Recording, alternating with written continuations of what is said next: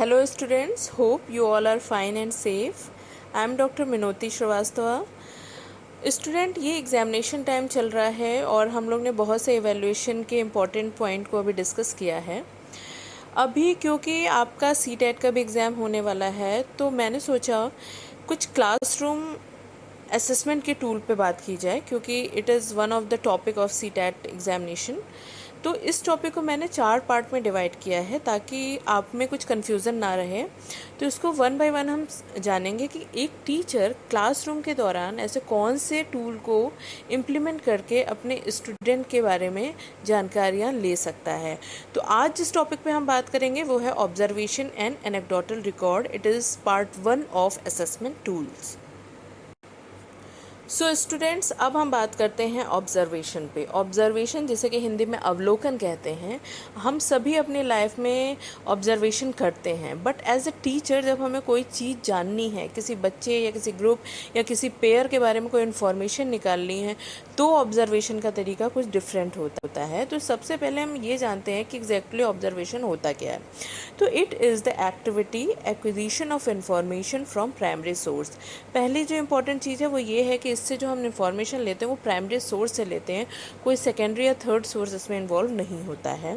A statement based on something on has been and notice. कोई भी ऐसी चीज़ जो या तो हमने सुनी है या देखी है, उसके आधार पर जब हम कोई स्टेटमेंट तैयार करते हैं तो वो ऑब्जर्वेशन होता है।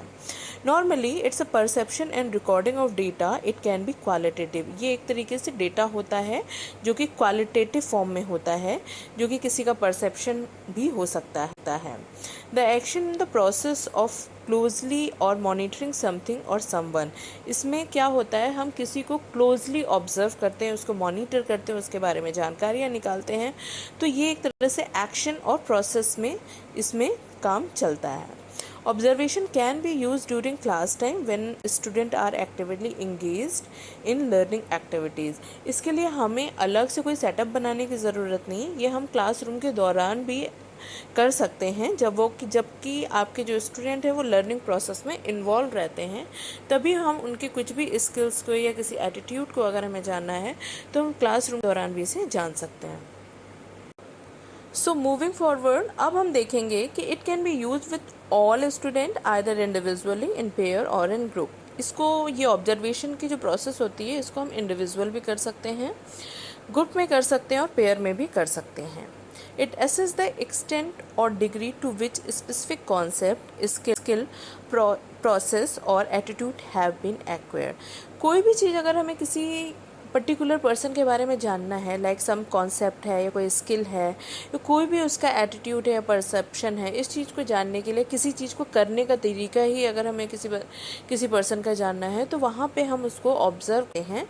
और स्पेशली जो हमारे जब स्टूडेंट छोटे होते हैं, यानी कि छोटी क्लास के लिए एक टीचर को ऑब्जर्वेशन बहुत हेल्पफुल होता है, क्योंकि उसके माध्यम से वो उन छोटे बच्चों के बारे में बहुत सी जानकारियाँ निकाल सकती हैं। और स्टूडेंट, जो हम लोग ने अभी पीछे भी अपने लेक्चर्स देखे हैं, उसमें मैंने एक बार आपको बताया था कि मारियो मॉन्टेसरी जो एक फ़िलासफ़र है, वेस्टर्न फ़िलासफ़र, उन्होंने ये बोला था कि एक टीचर को एक बेस्ट ऑब्जर्वर होना चाहिए। जब तक आप अपने बच्चों को ढंग से ऑब्जर्व नहीं करोगे, तब तक आप उसकी प्रॉब्लम को नहीं समझोगे, because there is individual differences in every student. तो ऑब्जर्वेशन करना और ऑब्जर्वेशन को बेहतर ढंग से करना भी अपनी एक स्किल है। तो ये चीज़ हमें जानना है। और क्योंकि हम सब टीचर्स बनने जा रहे हैं, आप सब टीचर्स बनने जा रहे हो, तो you have to follow some certain criteria regarding observation.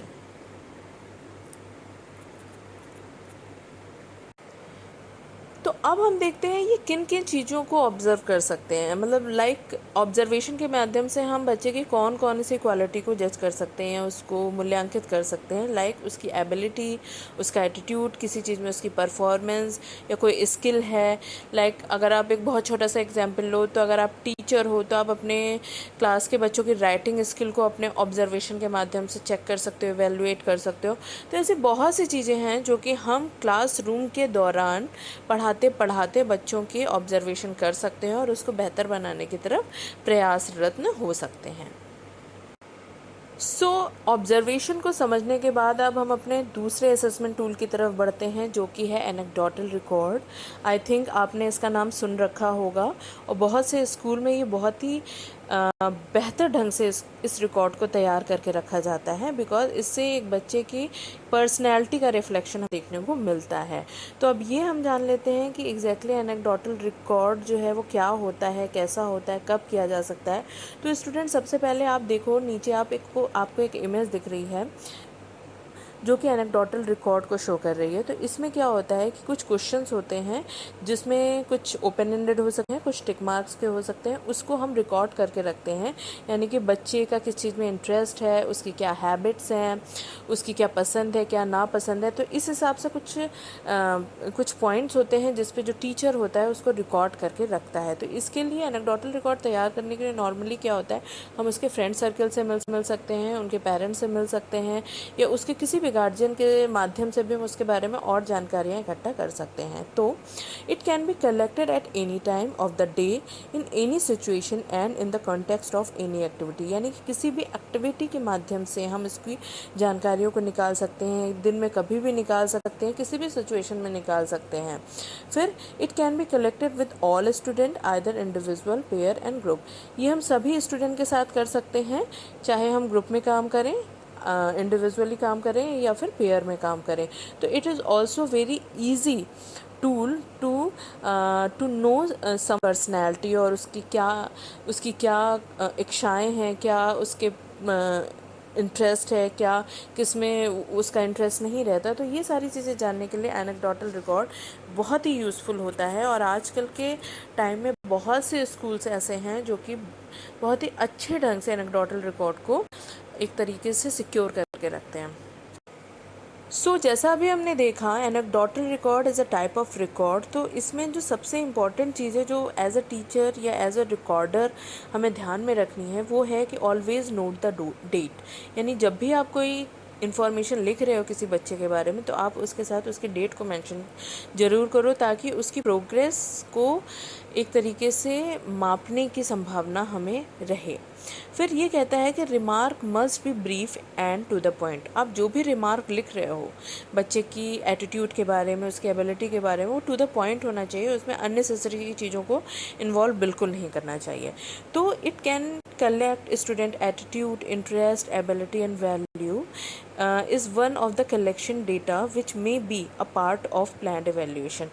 इसको हम प्लानिंग वे में भी कर सकते हैं और अनप्लान्ड वे में भी कर सकते हैं। तो स्टूडेंट, यहाँ पे आप एक और सैम्पल देख रहे हो एनेक्डोटल रिकॉर्ड का, जो कि एक तरीके का फॉर्म है जिसमें नाम है, डेट है, और फिर उसके बाद ऑब्ज़र्व क्या किया आपने, उसके बारे में कुछ डिस्क्रिप्शन है, इवेंट है, और किसने किया है, उसके सिग्नेचर, ये सारी चीज़ें बताई जा रही हैं। तो it is also a very important assessment tool during teaching, during your school time.